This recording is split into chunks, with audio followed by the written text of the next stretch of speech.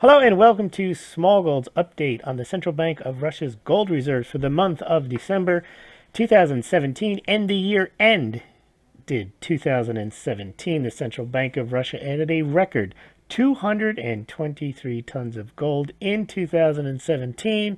They topped their total off in December by adding 300,000 ounces or another 9.331 tons of gold. Now, since June 2015, the Russian Central Bank has added over 558 tons of gold to reserves, and the 9.331 tons that they added in December brings their total up to 1,838.211 tons, which is the sixth most of any nation, and it's just a hair behind the 1,843 tons that the People's Bank of China lists.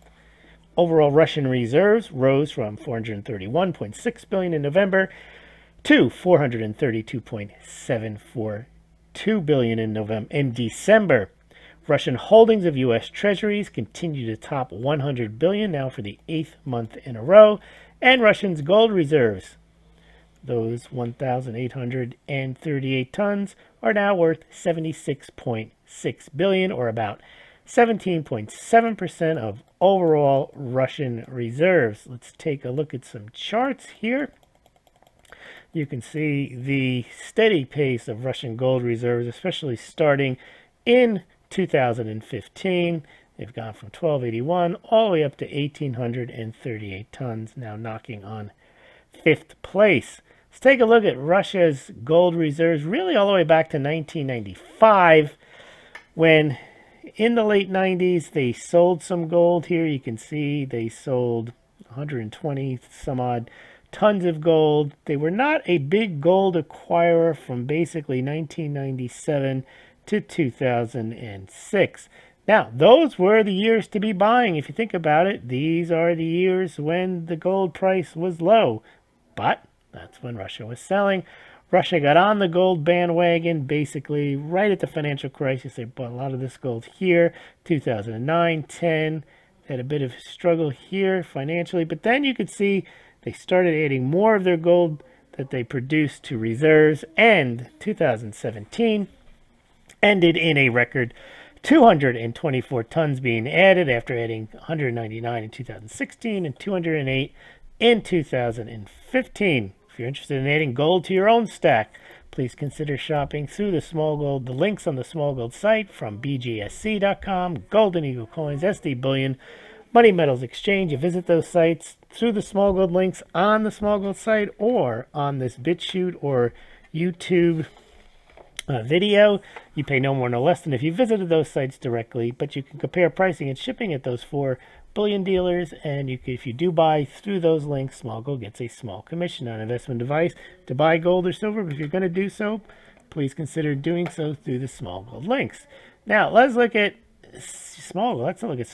Let's look at Russia's gold monthly purchases from June 2014 to December 2017. Give you a bigger idea or better idea of how Russia's accumulated all this gold. It's basically through monthly purchases, although there's a little period here in 2015, early 15, where they didn't buy any, coming off of sanctions in 2014. There was a month here last year, or 2016, they didn't buy in December. I think that's probably because they had a quota. They were going to buy about 200 tons, and they stopped.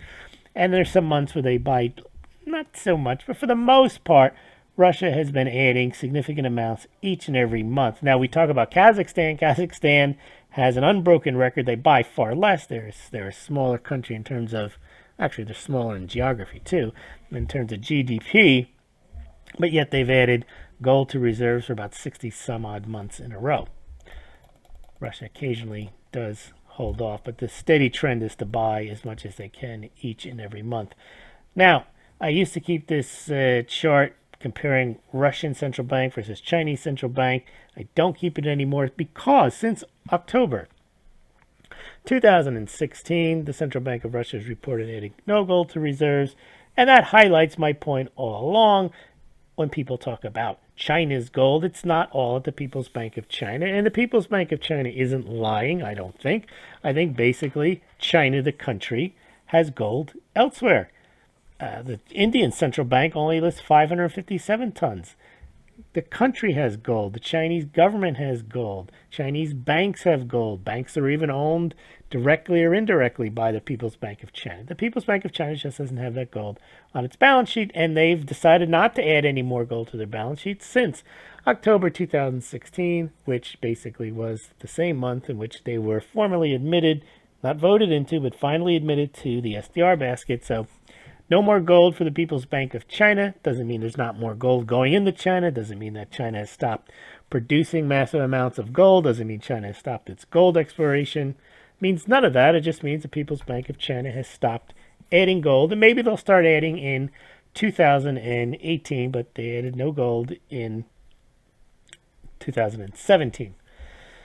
Where does Russia get all that gold? Well, they mine a lot. They're the second or third largest gold producer in the world behind China. And for the last few years, I've got to get the 2016 numbers, but you can see from this chart, the last few years, they're adding an increasing amount of their own mining production to their gold reserves.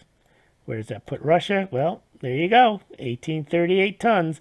They're right behind China as far as central banks go. They're well ahead of Switzerland.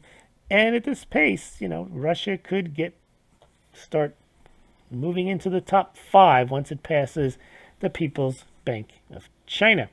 Now, you mentioned this Russian reserve situation. Russia's not out of the woods yet, but Russian central bank has a different philosophy than the Chinese People's Bank of China. They don't print money and do make-work projects to create GDP and growth.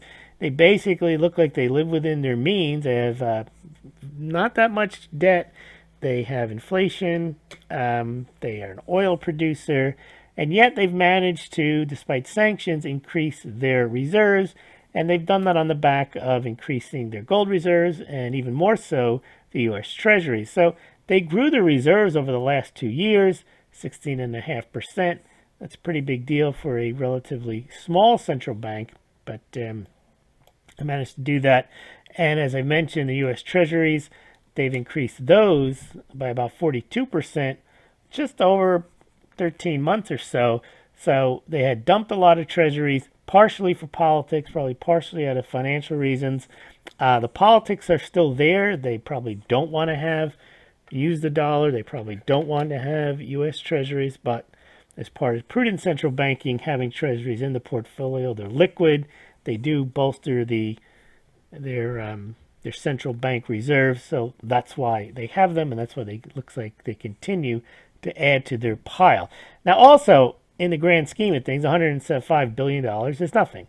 So Russia's not going to cause any big stir, big issues by dumping their treasuries all at once. They can dump those all in a month. The market's so liquid, you wouldn't bat an eye. Remember, there were months in QE where the central bank, or the Federal Reserve, printed over $200 billion. So if Russia decided tomorrow somehow it was going to dump its treasuries, go ahead and have at it. It's not going to make one bit of difference. And so therefore Russia knows that it makes sense to hold them. They're not going to harm anybody by getting rid of them. They're not going to harm anybody by not buying them. They can only help themselves by owning them, and I believe that's why they own them. And that about does it for today's report. We're going to have the Shanghai Gold Exchange full-year numbers, the People's Bank of China full-year numbers coming up. And please remember to subscribe to this channel, like this channel, go to Smaulgld.com, subscribe there. And if you're interested in helping the site out, you can donate via PayPal, Bitcoin, Litecoin, and become a patron. You can donate a small amount every month, or a large amount. Thank you very much.